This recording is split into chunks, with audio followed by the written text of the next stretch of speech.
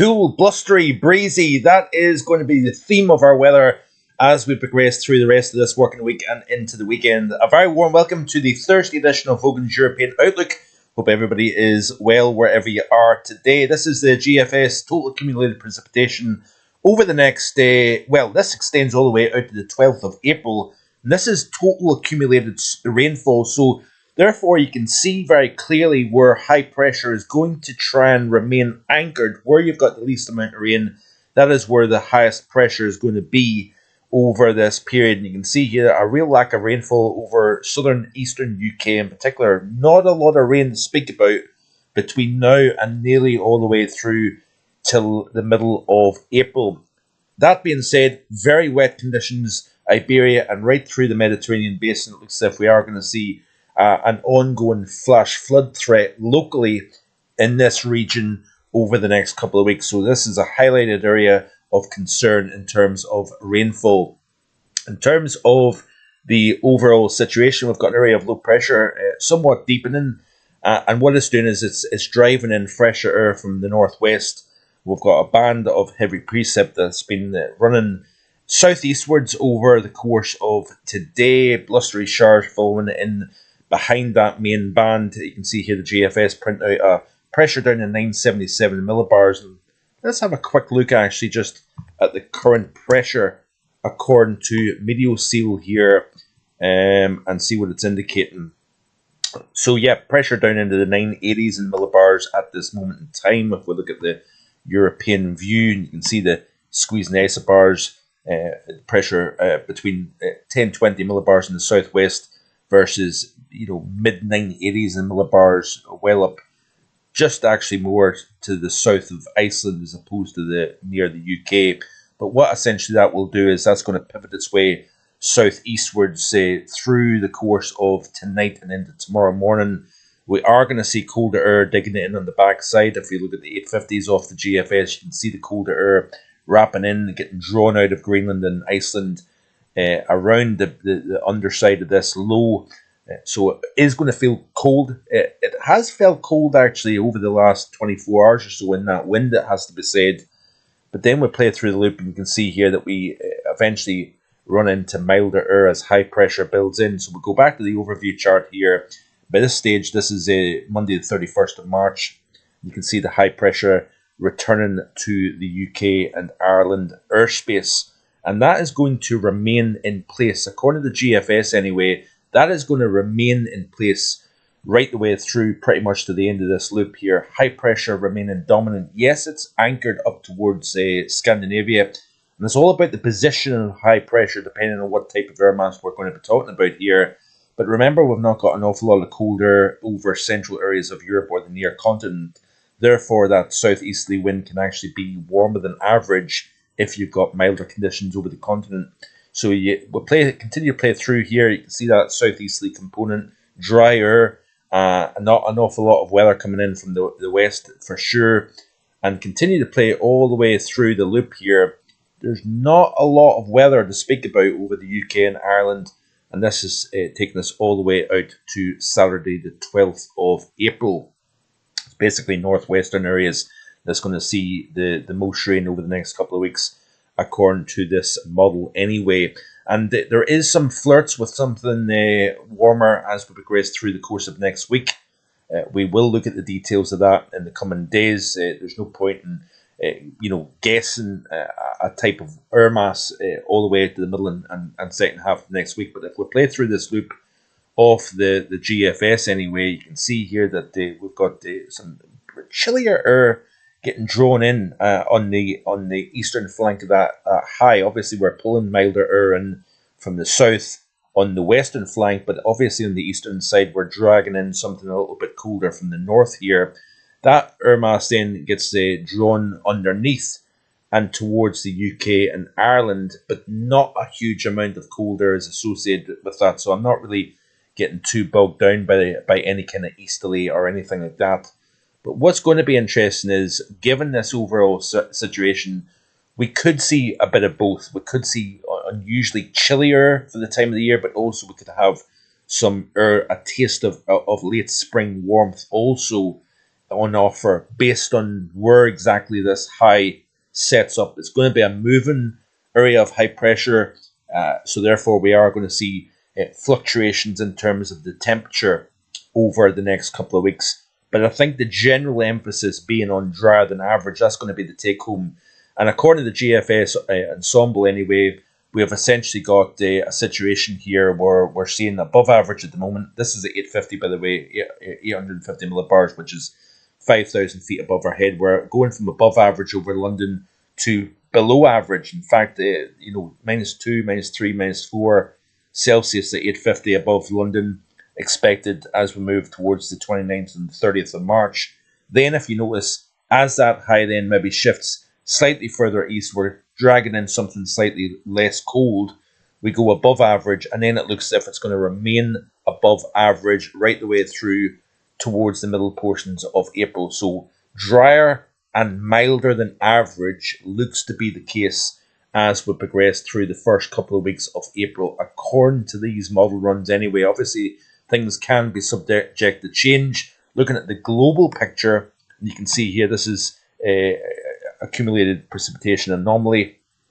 We've got obviously areas of exceptional wet as well as exceptional dryness. We've got a lot of wet weather, as you would expect, over Indonesia, but most notably northern and eastern areas of Australia is seeing some significant amounts of rain, upwards of a year's worth of rain falling in interior parts of Queensland at the moment here. So it's been an incredibly wet past 12 months in parts of northern and eastern Australia, for example. Obviously, parts of Africa also seeing some wet conditions through the subtropical regions and the equatorial belt of Africa. No surprise here, that is normal. And you can see here quite a lot of central and eastern China's drier than average here. In North America, we're seeing quite a lot of wet weather over the next 7 days through the southern plains up into the Tennessee and Ohio valleys. Northern tier of the country is looking quite wet. We've got a little bit of a hose pipe of moisture coming into the northwest of the United States and into southern British Columbia, drier than average across Alaska, much of northern Canada. And then when you look across to our part of the world, you've got wetter than average across Iceland, but drier than average Iberia and up through the UK. So let's look at the UK specifically off the CFSV2. And you can see here that the dry theme is very much in place. Yes, a little bit wet than average across the Outer Hebrides and the West Highlands, for example, over the next few days. That's going to be, but look at the notable contrast here. Firmly drier than average, especially England and Wales. This is the driest March in some 60 years, I believe, for England at the moment here. And while we've had the wettest March down across Iberia, but we are starting to see that drying out, which is good news. But look at across southern Italy and into the Balkans, Greece and western Turkey. We're seeing a very, very wet upcoming 7-day period. And then as you move on to the 8 to 14 day, again, drier than average across most of the continent, with exceptions of parts of Bulgaria into Turkey. Week 3, so we're getting into the much further out stage. Week 4, again, not a wetter than average signal showing up at all the way out to the 24th of April here, which is quite interesting stuff. So if we look at the month of April as a whole of the model, you can see here that it is firmly drier than average. And then as we go to the month of May, a slightly different story starting to show up, which is quite interesting. But obviously dry February, dry March, and potentially dry April. Do we have a taste of possible and ingredients coming together for a potential hot spell, maybe even during the month of May? Who knows? We'll wait and see what happens, but it's certainly very intriguing stuff nonetheless. So looking at the current temperatures across the continent, looks like this here. So we've got a little bit of cooler air across parts of Central Europe, up across the far north, but that's not cold really for late March by any stretch. Again, generally speaking, largely on the mild side of things across the continent.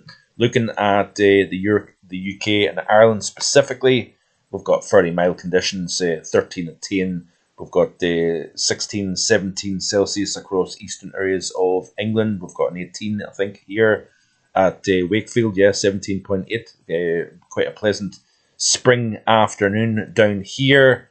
We've got some slightly less mild 8 Celsius at Loch Liscarnock, thanks to breeze and rain coming in from the west-southwest.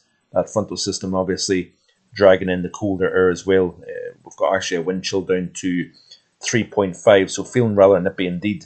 So we've got the Dublin area at 16.4, while we've got a Belmullet at only 9.4 Celsius. So an east-west contrast generally across both UK and Ireland. Looking at the latest radar then, and you can see this is how things are looking. So in the sunshine, we're seeing the warmest temperatures across the UK. Lots of cloud cover, thanks to that area of low pressure to the northwest, dragging in quite a lot of deep cloud, and there's quite a lot of wet weather getting driven in association with that as well. Much brighter conditions across the north of France, central and northern France, the Low Countries, Germany, even northern Poland. Lots of clear sunny skies here. Beautiful conditions for this time of the year, and even down across Iberia, we're looking a lot better than what has been over the course of the weekend. Area of low pressure bringing unsettled condition across Italy, Balkan region here. This is the area that we're most concerned about, obviously, over the next couple of weeks. These are the current temperatures then. Looking at this, the hottest conditions, sub-Saharan Africa. We've lost some of that intense heat that we've seen in recent times over parts of Mali and Algeria, Libya, where we're talking about record March temperatures. Things are a little bit more subdued here. There's your belt of hottest conditions. That's where your subtropical high is situated at the moment. This is the hottest time of the year across the Sahel region of Africa. And eventually what's going to happen is that area of strong subsidence is going to continue to lift north, eventually reaching the Mediterranean basin. But you look at parts of the Canaries, where we're actually not looking too bad at the moment here. A mix of high teens, low 20s, for example, and then across the north coast of Morocco, Algeria, into Tunisia. We're generally talking about the teens at the moment, so not massively warm at the moment, but nevertheless not too bad. So, have I covered everything? Let's have a very, very quick look at snow projections then, because we do have colder air mixing in on the back side of that cold front that's moving southeast, and then we'll round up there. So this is the rainfall totals, by the way, all the way out to Saturday, the 12th of April, specifically for the UK. Barely a drop of rain over parts of East Anglia, so folks down in East Anglia, not much in the way of rain to speak about. Even here, I'm just north of Inverness, and probably talking, if you're lucky, 10 millimetres between now and the middle of April. So still dry here. We're kind of in that protection because we've got the mountains to the west. A lot of that moisture is captured in the West Highlands over Torridon, for example, before the moisture reaches to the east, to the lee side of the hills. You see a lot of drying as that flow sees a lot of the moisture getting drawn out by the hills. It essentially remains dry the further east you go. So even across parts of Aberdeenshire, very little in the way of rainfall. We've got generally 50, 60 millimetres of rain on the windward side of the mountains here. So a nice rain shadow showing up here. But across the bulk of England, you'll be lucky if you see 5 or 6 millimetres of rain falling through the Midlands, for example, and even points further south over the next couple of weeks. But in terms of snow, that's what I was meaning to show initially. So I'll get back to the point I'm trying to make. Play through the loop here. You can see a little bit of snow showing up over the tops, but nothing really to write home about. Looking at the ECMWF model to see if there's any difference. A little bit more here, but it tends to be a little bit overdone, this model, in terms of the snow. GFS can be a little bit underdone at times. ECMWF overdone. So yeah, looks as if it's printing out something a bit more interesting towards the end of week 1 of April. That's a fair amount of snow starting to show up. We'll wait and see what happens. I wouldn't get overly excited about that. It has to be said. We've seen that many times before and it's came to nothing. So anyway, I hope you're enjoying the content here in the channel. Like and subscribe, and I'll see you tomorrow with more. Bye for now.